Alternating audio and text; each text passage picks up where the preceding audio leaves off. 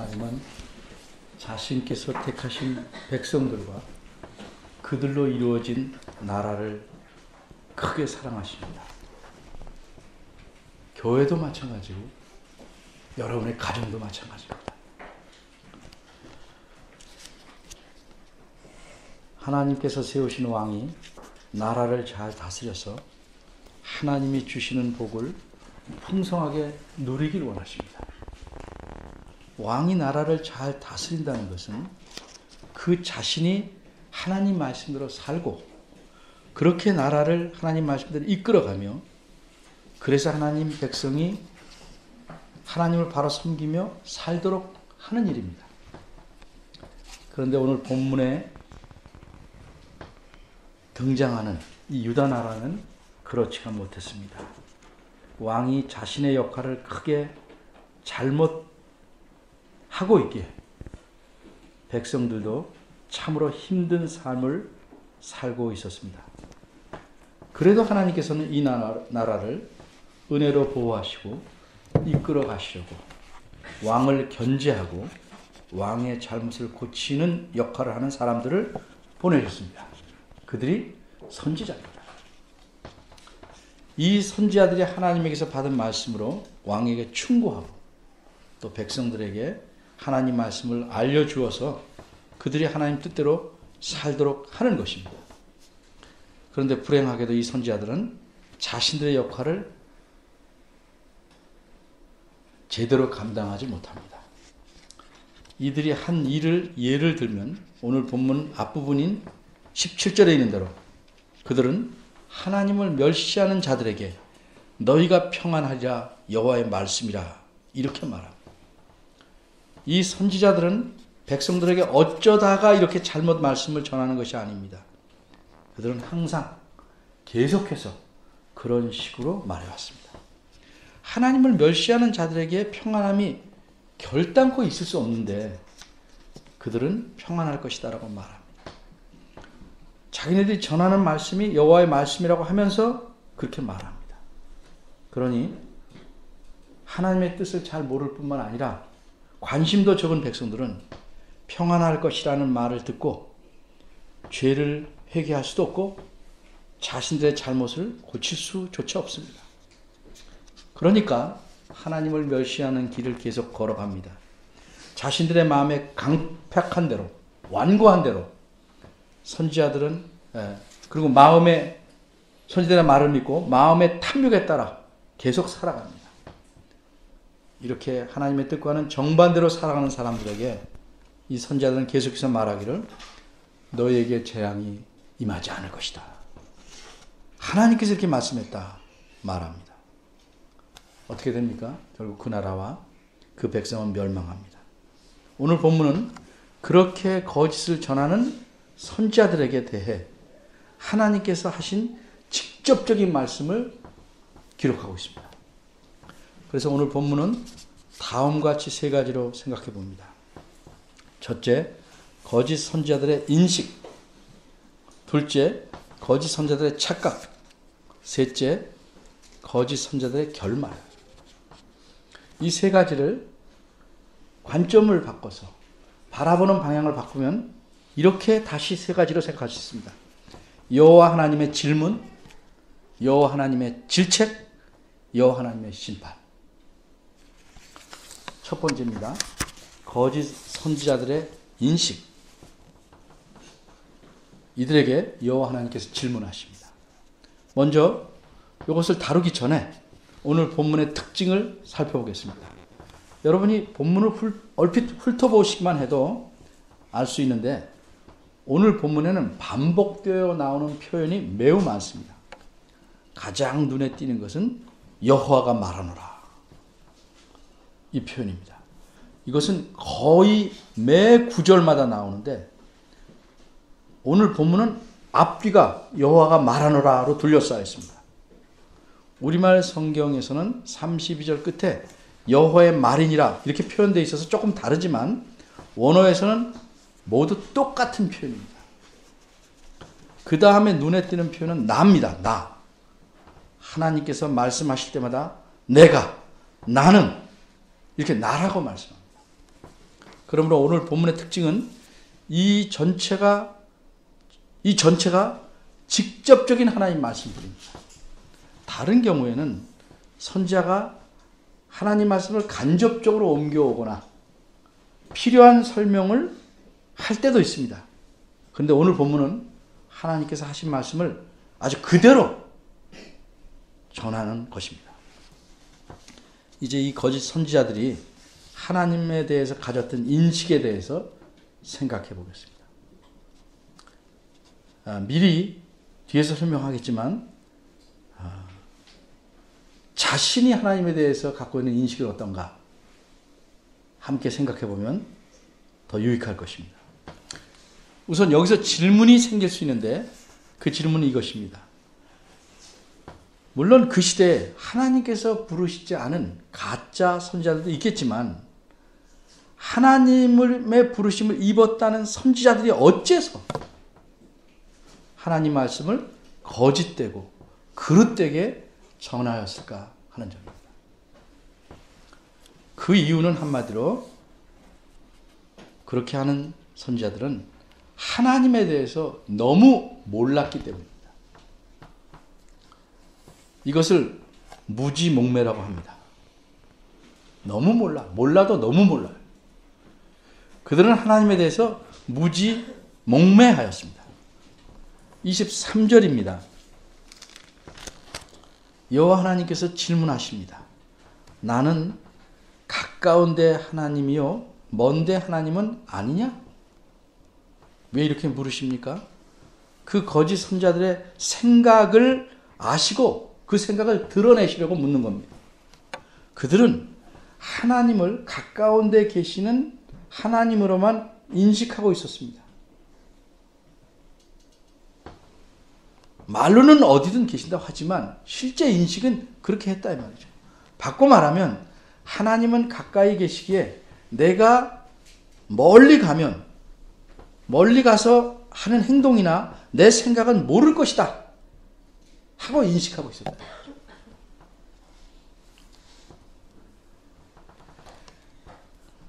그러니까 예를 들면 학생들이 교회에서는 컨닝 안 해도 학교에서는 컨닝하는 겁니다.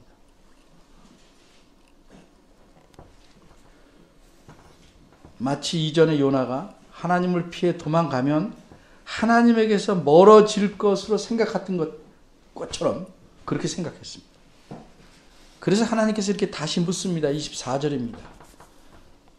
사람이 내게 보이지 아니하려고 누가 자기를 은밀한 곳에 숨길 수 있겠느냐? 조금 말이 꼬인 것 같은데 원문을 직역하면 뜻이 좀 더 잘 드러납니다. 직역하면 이렇습니다. 만일 어떤 사람이 자기를 은밀한 곳에 숨긴다. 그래서 숨었다고 하자. 그러면 내가 못 볼까? 그런 뜻입니다. 어린아이가 엄마하고 숨바꼭질을 합니다. 그리고 숨고 찾아보라고 합니다. 침대 밑에 머리만 밀어넣고 엉덩이는 전부 나와 있습니다. 그래도 찾으라고 합니다. 엄마가 볼 수 없나요? 아이들은 엄마 눈만 피하면 숨을 수 있다고 생각합니다. 더 어린 아이들은 자기 눈을 감으면 혹은 가리면 남이 자기를 못 본다고까지 생각합니다. 이 선지자의 생각이 그런 식입니다. 자신이 어디 멀리 가서 다른 짓을 하면 하나님은 못 보실 것이다 라고 생각합니다. 하나님께서 다시 말씀합니다. 나는 천지에 충만하지 아니하냐. 무슨 뜻입니까? 내가 하늘과 땅 어느 곳에나 다 있지 아니하냐.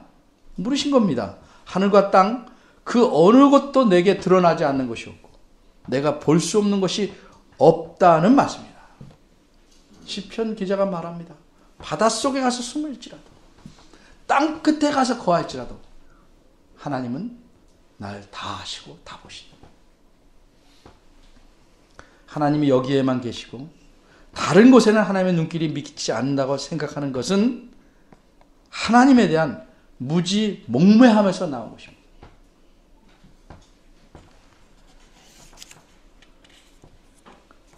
이렇게 하나님에 대한 하나님에 대해 무지몽매한 선지자들이 저지르는 잘못은 무엇입니까? 25절입니다. 하나님께서 다시 질문 형식으로 말씀합니다. 그 사람들은 거짓을 예언합니다. 그저 단순히 거짓을 말하는 것이 아닙니다. 그들은 하나님의 이름을 들먹이고 하나님의 이름으로 거짓을 예언합니다. 내가 몽사를 얻었다. 2번씩이나 강조해서 말합니다. 몽사, 간단한 말입니다. 꿈입니다. 꿈. 그러니까 그들은 내가 꿈을 꿨다 하는 얘기예요. 바꿔 말하면 하나님께서 자신에게 꿈을 통해서 계시를 주었다 이렇게 말하는 겁니다. 옛날에는 하나님께서 매우 가끔이지만 꿈을 통해 자신의 뜻을 알려주셨습니다. 예를 들면 요셉, 다니엘, 또 신약시대는 동방박사, 그런 경우입니다. 선지자들에게도 꿈을 통해서 자신의 뜻을 알려주시기도 했습니다. 그러나 꾸는 꿈마다 그것이 생생하다고, 그 진실성이 있어 보인다고 다 하나님의 뜻은 아닙니다. 그런데 이 선지자라는 작자들은 하나님께서 그렇게 꿈을 통해 보여주지 않으셨음에도 불구하고 사람들에게 뭐라고 말해요? 내가 꿈에서 하나님의 계시를 받았다 이렇게 말합니다. 그리고 자기 꿈을 자기가 원하는 식으로 풀이해서 전합니다. 이렇게 그들은 거짓을 예언합니다. 그러기에 하나님의 심판을 마땅히 받아야 하는 백성들에게 심판이 없다, 재앙이 없다, 아무런 문제가 없다 이렇게 말합니다. 그런데 이들에게 하나님께서는 뭐라고 말씀하십니까? 그렇게 거짓을 말하는 그 거짓도, 그렇게 하는 짓도, 하는 말도 내가 들었다 이렇게 말씀합니다. 하나님 모든 것을 다 보시고 다 들으시고 다 아십니다. 두 번째입니다. 거짓 선지자들의 착각. 다른 시각에서 보면 여호와 하나님의 질책. 26절입니다.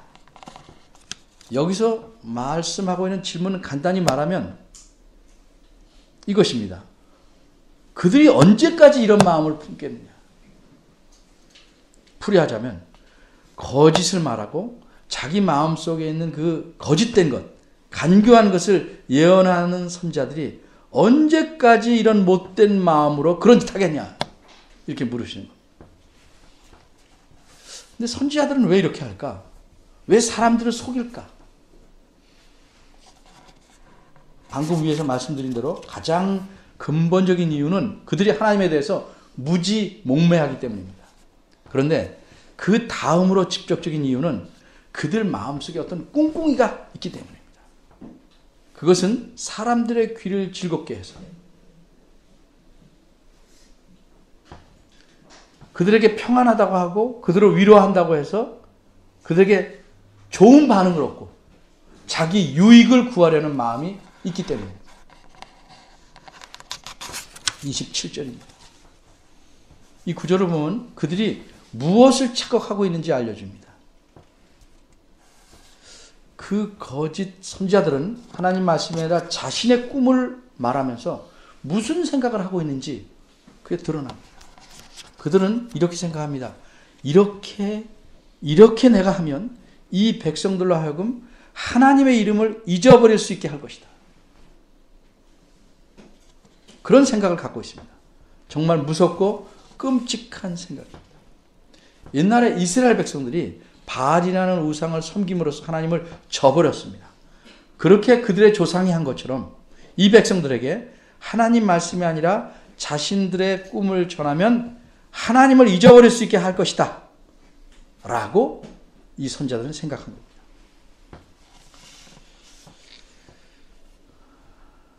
여호와의 증인들이라는 이단이 있습니다.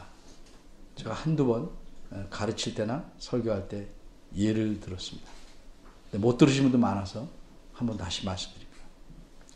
제가 만나본 여호와 증인이라는 사람은 대부분 말하기를 자신이 이전에 장로교인이었다고 말합니다. 그래서 제가 생각해 봤습니다. 왜 여호와의 증인들 안에는 유독 장로교인들이 많을까? 제가 얻은 답은 아마도 두 가지 특징 때문에 그런 것 같습니다. 첫째 특징은 장로교인은 기본적으로 하나님 말씀에 대한 존중함이 있어요. 하나님 말씀이라면 아주 소중히 여깁니다. 다른 교인들은 안 그렇다는 게 아니고 다른 교인들은 제가 모르니까 장로교인만 얘기하는 거예요. 둘째 특징은 그런데 정작 하나님 말씀인 성경에 대해서는 무지몽매하다는 사실입니다. 그러니까 결론은 다른 사람이 성경 말씀 펴놓고 이상하게 해석하고 풀어도 아무 생각 없이 이게 하나님 말씀이다. 그리고 다 받아들이거나 내가 꿈의 계시를 받았다고 하면 하나님에게서 온 말씀이겠거니 하고 다 받아들인다는 겁니다.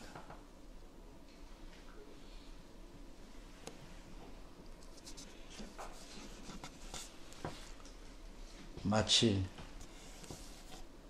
유튜브나 인터넷에 뉴스가 뜨면 가짜 뉴스인지 구별 없이 다 진짜가 아니고 받는 것과 똑같습니다.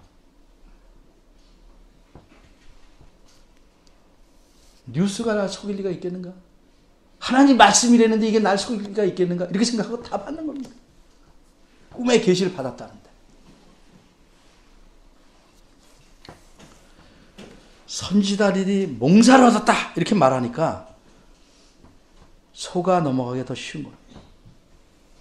그런데 옛날이나 오늘날이나 이 거짓된 자들은 어째서 하나님을 잊어버리게 하고 하나님에게서 사람들을 멀리 떨어지게 하려고 할까? 그 배후에는 항상 사탄의 역사가 있기 때문입니다. 교회는요, 사탄의 역사가 미치지 않는 예외 지역이 전혀 아닙니다. 교회는 사탄이 훨씬 강하게 역사하는 것입니다. 교회 바깥 사람들은 이미 사탄의 수중에 있습니다. 언제든지 마음대로 부릴 수 있습니다. 근데 교인들은 좀 버텨요. 대들어요. 그래서 훨씬 강하게 역사하는 것이 교회입니다.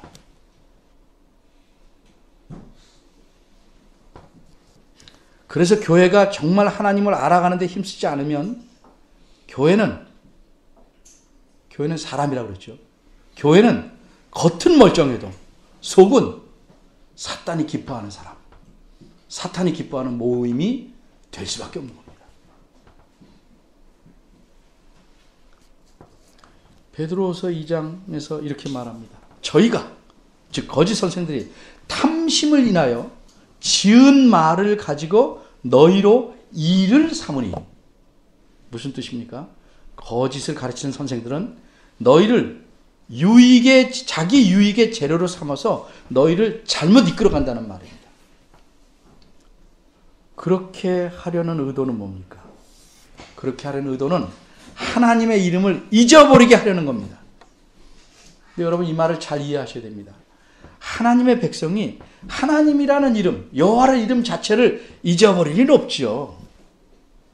여기서 내 이름을 잊는다, 하나님의 이름을 잊는다는 의미는 하나님을 두려워하고 경외하고 그분을 바로 섬기지 않게 한다는 뜻입니다.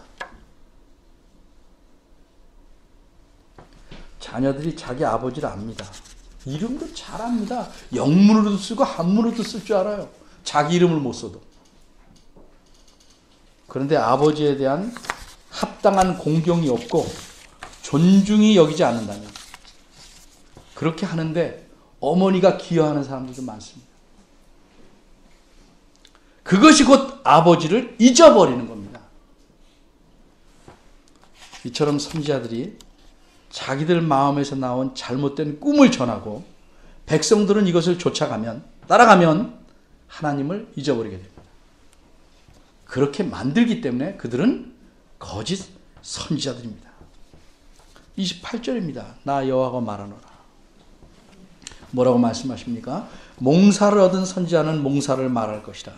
무슨 뜻입니까?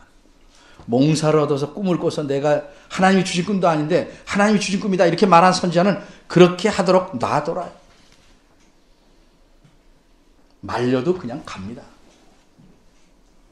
그런데 내 말을 받은 자, 내게서 진짜 내 말씀을 받은 자는 성실함으로 그 진리의 말씀을 성실하게 말해라. 그러면서 뭐라고 비유하십니까? 거짓된 꿈과 참된 하나님 말씀을 이렇게 비유합니다. 비유적으로 겨와 밀을 어찌 비교하랴. 이 거짓 선지자들은 하나님 말씀이 가진 능력을 모릅니다. 하나님 말씀이 밀이라면 거짓된 것은 겨입니다. 겨.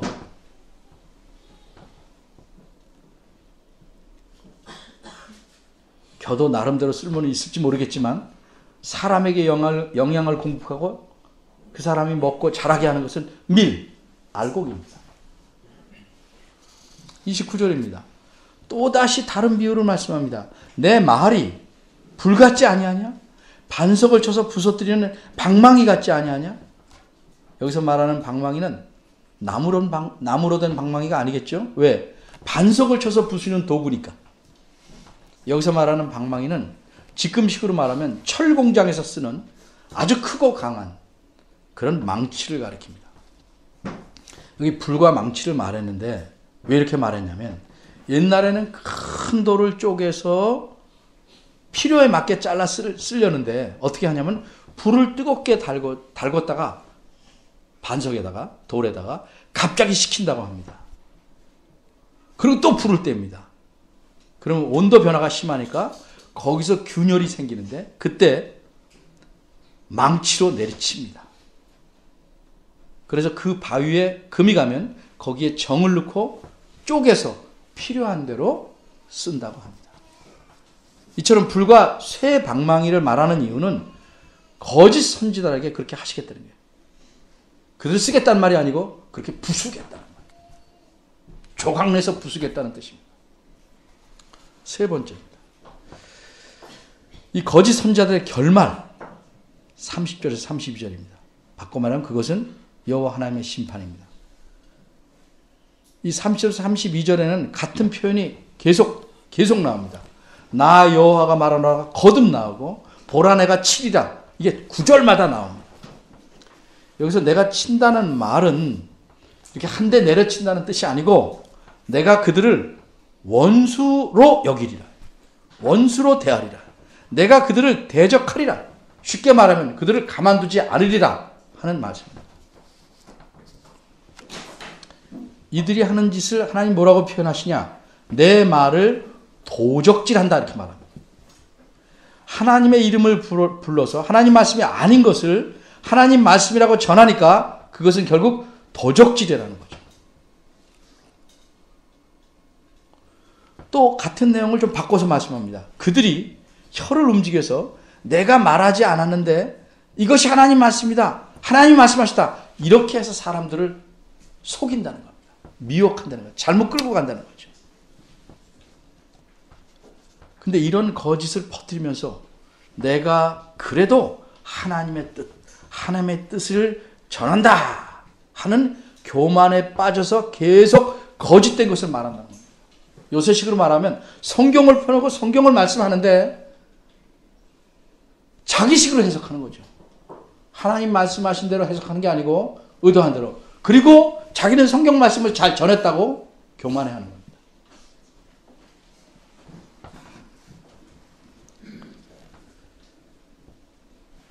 그렇게 해서 그 거짓 선지자는 어떻게 합니까? 내 백성을 미혹한다. 내 백성을 잘못 이끌어간다. 내 백성이 하나님에게서 멀리 가게 한다. 하나님이 원하는 길에서 반대로 가게 한다. 그 내 백성이 내 이름을 잊게 만든다. 이렇게 말씀합니다. 이런 사람들은 어떤 사람입니까? 내가 그들을 보내지 않았다. 그들에게 그렇게 하라고 명령하지도 않았다. 그러니 이 사람들은 아무런 유익이 없는 자들이다. 그러니 이런 자들을 대적하겠다. 하나님께서 원수로 여기겠다. 이것이 오늘 본문의 말씀입니다. 여기까지 본문을 듣고 보면 여러분 어떤 생각이 듭니까? 아, 이 나라의 문제는 주로 선지자들이었구나. 그리고 백성들의 문제가 있다면 속은 것밖에 없구나. 이렇게 쉽게 생각할 수 있겠습니다. 그래서 드는 생각이 뭡니까? 오늘날에 목회자가 속이지 않고 신실하게 하나님 말씀만을 전하면 문제가 없겠구나. 이렇게 간단히 생각해 볼 수 있습니다. 물론 목회자의 책임이 매우 중요합니다. 근데 잊지 말아야 할 것이 하나 있습니다. 이 말씀이 단지 목회자에게만 해당되는 것인가? 아닙니다. 왜 그렇습니까? 잊지 말아야 될 한 가지 사실 때문에 그렇습니다. 그것을 설명하기 전에 간단히 연관된 설명을 하겠습니다. 성경 말씀은 베드로전서 2장 이렇게 보면 9절 모든 그리스도인을 가리켜 왕 같은 제사장이라고 말씀합니다. 제사장 직분을 얻은 적이 없어요. 그런데도 왕 같은 제사장이다 이렇게 말해요. 바꿔 말하면 제사장, 옛날의 제사장과 같이 그런 역할을 지금 하는 자다 너희들은, 이런 뜻입니다. 왜 그렇습니까? 모든 사람들이 하나님 앞에 직접 나올 수 있고 하나님 앞에 직접 예배할 수 있기 때문입니다. 제가 전에 히브리서 설교하면서 그랬죠. 이 예배는 땅에서 드리는 것이 아니고 이 예배하는 순간에 하늘로 올라가 하나님 앞에서 드리는 것이다. 많은 사람들이 몇 사람만 올라가고 나머지는 다 여기 앉아 있어요.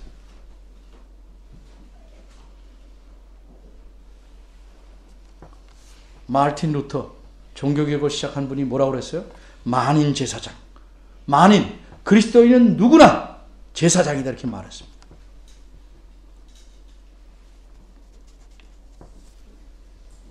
목회자는요, 여러분하고 하나님 사이에 이렇게 끼어 있는 존재가 아닙니다.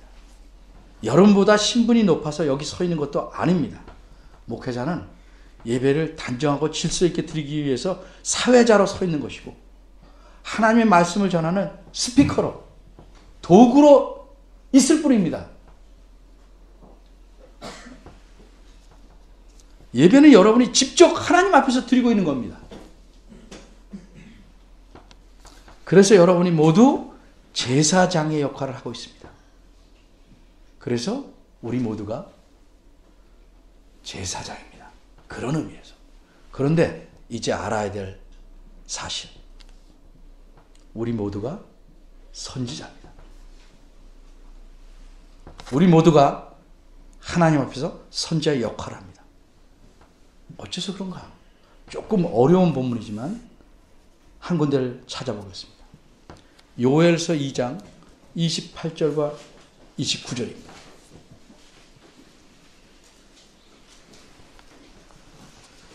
이 요엘이라는 선지자는 앞으로 있을 일을 말합니다. 다시 말해서 예수님께서 오실 시대에, 좀 어려운 말로 메시아 시대에 있을 일을 미리 예언하는 겁니다. 그 후에, 이게 장차 예수님이 오시고 나면, 그리고 이 일은 사도행전에서 있는 대로 이루어졌습니다. 그 후에 어떤 일이 있다고 말했습니까? 내가 내 신을, 성령을, 하나님께서 하나님의 신을 만민에게, 모든 육체에게, 모든 사람에게 부어주리니, 그렇게 되면 너희는 물론이고 너희 자녀들이 장래일을 말할 것이다. 무슨 뜻입니까? 이 말이 너희 자녀들이 장래일을 말한다? 쉽게 말하면 선지자가 될 것이다, 이런 뜻입니다. 너희는 물론이고 너희 자녀들도 선지자가 될 거다. 모든 사람이 하나님의 신이 임하면 선지자가 될 것이다.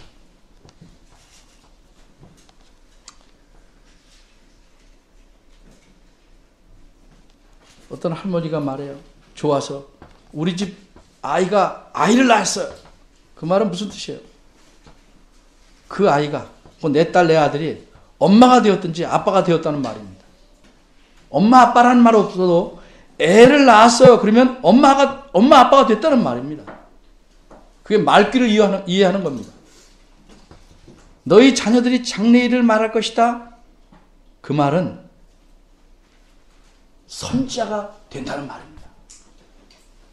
그래서 그 다음 말씀 보면 너희 늙은이는 꿈을 꾼다. 자다가 꿈꾸는 걸 말하는 게 아니에요. 꿈도 선지자가 하는 일입니다. 꿈을 통해서 하나님의 계시를 받는다, 이런 뜻입니다. 너희 젊은이는 이상을 본다. 역시 하나님께서 이상을 통해서 자신의 뜻을 전달하니까 선지자들이 하나님 말씀을 받는 방법을 말한 겁니다. 그러니까 늙은이나 젊은이나 너희 자녀들이나 22절에 보면 남종이나 여종이나 신분과 성별과 남녀노소 귀천의 차별이 없이 누구나 하나님의 신이 임하면 메시아 시대는 선지자가 될 것이다 이렇게 말합니다. 그리고 이것이 오순절 때 하나님의 성령이 임하셔서 모든 믿는 자에게 이루어진 겁니다. 우리 안에도 하나님의 성령이 내주하신다 그러죠. 그래서 신약시대에는 모든 그리스도인에게 이루어진 겁니다. 그러기 때문에 어떤 특정한 사람들에게 하나님께서 꿈이나 이상이나 무슨 다른 방법으로 자기 말씀을 주시지 않습니다. 이제는. 왜? 자신의 뜻을 이 성경 말씀을 통해서 충분하고 완벽하게 알려주셨기 때문입니다. 그래서 우리는 이 성경을 통해서 누구나 너든 나든 어린아이든 어른이든 하나님 뜻을 분명히 압니다. 하나님 뜻을 알고 이해하고 이 말씀을 필요한 사람에 전한다는 의미에서 우리는 선지자의 역할을 하는 겁니다. 그래서 신약 때는 우리 모두가 제사장이면서 우리 모두가 선지자입니다. 이런 의미에서. 이처럼 우리가 선지자이므로 이 말씀을 통해서 우리가 살아갈 양분을 얻고 자기 잘못을 고치고 자신을 하나님께서 기뻐하신 모양으로 세워서 살아가는 겁니다. 각자 선지자로서 자신을 세우고 내가 싫든 좋든 간에 내가 다른 사람에게 본이 될 수밖에 없어요. 그 말은 뭐예요? 내가 싫든 좋든 간에 남한테 영향을 미치는 겁니다. 내가 생각하고 움직이는 방식이 내가 싫으나 좋으나 나를 바라보는 사람에게 영향을 미치는 것입니다. 내가 선지자답지 못하게 하나님을 모르고 하나님의 말씀과 다르게 행동하고 말하면 거짓 선지자처럼 영향을 미치는 겁니다. 그럼 목회자는 무엇인가? 각각 선지자 된 여러분이 하나님 말씀을 잘 이해하고 그 말씀대로 자신을 세우는 일에 도움을 주는 도우미일 뿐입니다. 그래서 이제는 어떤 선지자가 특별히 잘못해서 내 삶이 잘못됐다 이렇게 말할 수 없는 시대입니다. 어떤 목회자가 잘못됐기 때문에 내가 잘못됐다 이게 통하지 않는 시대입니다. 물론 책임은 하나님 보실 때 누구한테 더 있냐 덜 있냐 말할 수 있겠지만 내 삶이 잘못된 거는 나의 문제입니다. 자신이 잘못되는 것은 하나님 말씀을 공부하고 배우는 일에 부족하고 그래서 미혹된 길로 스스로 잘못된 길로 가기 때문입니다. 사람들은 많이 착각합니다. 자기가 성경을 읽으면 읽는 것으로 이해가 다 됐다고 생각합니다. 그리고 아는 것이라고 생각합니다. 그리고 그 아는 것을 하나님의 뜻이라고 생각합니다. 그래서 잘못된 확신을 가지고 행동하기도 합니다. 그러나 결국 그렇게 잘못 알면 자기 삶뿐만 아니라 남에게도 그릇된 영향을 주어서 그들을 잘못 이끕니다. 하나님 말씀을 소홀히 대하고 알아서 가져오는 결과는 내가 피해를 받지만 다른 사람에게도 그런 영향을 미치는 것입니다. 사람들은 말하죠. 내가 여기서 이 땅에 살면서 남은 피해 안 지고 해 안 끼치고 선량한 심으로 살면 되면 뭐가 필요하냐. 이렇게 말하는 사람들은 예수님 믿는 근본적인 이유를 모르시는 겁니다. 성경을 모르니까 그런 말을 하는 겁니다. 예수님 믿는다는 건 뭐예요? 예수님의 문화생이 되는 겁니다. 예수님의 제자가 되는 겁니다. 바꿔 말하면 예수님의 가르침을 조차 배우고 부지런히 그 말씀대로 살기로 결심하고 따라가는 겁니다. 근데 그분의 가르침이 어디 있습니까? 성경에 있습니다. 이 성경을 그래서 잘 알고 성경에 가르치는 대로 살려고 애쓰는 것이 예수님 믿는 삶입니다. 이렇게 하지 않으려는 것은 구원의 문제가 아니고 예수 믿는 사람답지 않은 겁니다. 또 사람들이 성경에서 잘못 알고 있는 게 무엇이에요? 성경을 잘하면 우리를 속박한다, 구속한다? 아닙니다. 성경은 잘 알면 알수록 진정한 자유와 복을 누리도록 되어 있는 것입니다. 그런데 무슨 생각이 듭니까? 성경을 읽으면 우리가 속박당해, 나 하고 싶은 대로 하지 못해. 내가 하고 싶은 게 뭐죠? 성경과 반대되는 거니까 못하게 되는 거죠. J.I. 패커라는 유명한 목사님 이렇게 말씀했습니다. 내가 사탄이라면 무엇을 교인들로 하나님의 백성으로 하지 못하게 할까? 내가 제일 먼저 사탄이라면 하고 싶은 일이 성경을 못 읽게 하겠다. 성경을 읽지 않고 공부하지 않으면 그 사람은 예수 믿는 사람의 모양만, 무늬만 가질 수 있어요. 이게 교회를 가장 부실하게 만드는 효과적인 방법입니다. 왜? 하나님이 원하는 대로 살지 못하게 만드니까. 여러분 한번 보세요. 우리보다 착한 사람이 예수님 믿지 않은 사람들 가운데도 많습니다. 보통 의미에서 착하다, 선량하다. 우리 그렇게 착하지 않아요. 가만히 보면. 우리보다 좋은 일, 훌륭한 일을 한 사람들 훨씬 많습니다. 그런데 그런 것들과 하나님의 뜻대로 사는 것은 다른 겁니다. 예수를 믿어서 그 믿음이 자라난다는 것은 하나님의 뜻을 알고 적극적으로 그 뜻을 맞춰 살려고 살아가는 겁니다. 그러니까 하나님께서 성경 말씀을 통해서 말씀하신 기준에서 벗어나는 건 다 그릇된 겁니다. 근데 이렇게 생각하는 사람이 있어요. 예수를 믿으면 직업을 바꿔야 된다. 다 신학교 가려고 그러고 다 목사 하려고. 그 중에 혹 그렇게 해야 될 사람도 있겠지만 예수님 믿는다는 건 직업을 바꾸는 문제가 아니고 내 생각과 사고와 마음을 바꾸는 겁니다. 어디다 바꿔요? 세상에 맞췄던 것을 하나님에게 맞추는 겁니다. 사람은 재미가 있어야 삽니다.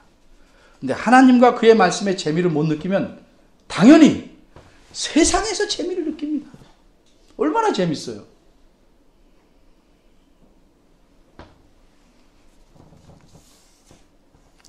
내 마음을 어디에 가장 중요한 것을 쏟고 있는가? 하나님 말씀을 바로 알지 못하고 신앙생활을 하면 그거만큼 가장 무의미하고 가장 힘들고 가장 불쌍하고 가장 미혹되기 쉽습니다. 재미가 없어요. 사는 재미가. 여러분 스스로 생각해 보십시오. 내가 하나님 앞에서 진실된 선지자로서 역할을 하고 사는가? 아니면 나는 아니라고 그랬지만 실제로는 거짓된 선지자로 살아가고 있는 것인가? 하나님에 대해서 깊이 알려고 하지 않고 그저 무지몽매한 상태에서 사는 자는 자기는 원치 않는다고 해도 실상은 거짓 선지자의 길을 걸어갈 수밖에 없는 것입니다. 그럼 결말은 뭡니까? 하나님이 우리의 친구가 아니고 우리의 대적이 되십니다. 기도하겠습니다. 하나님, 우리의 무지몽매함을 용서해 주시고 주의 말씀에 좀 더 창념케 하시고 주의 말씀의 뜻을 깨달아서 하나님을 바르게 공경하며 옳게 섬기는, 열심히 섬기는 하나님의 백성 되도록 이끌어 주옵소서. 그래서 우리가 입을 크게 벌려서 전도하는 일은 많지 못하다 할지라도 우리의 삶과 우리의 생각의 방식을 보고 주님을 바르게 섬기는 일에 용기를 얻고 힘을 얻는 신앙의 후배들이 생겨날 수 있도록 역사해 주시기 바랍니다. 저희 마음속에 헛된 교만과 이만하면 되었지 하는 잘못된 사고를 없애주시고 오직 주의 말씀만이 우리 삶에 비치고 등대임을 깨닫고 이 등불과 빛을 따라 사는 저희들 되게 하시옵소서. 예수님의 이름으로 기도합니다.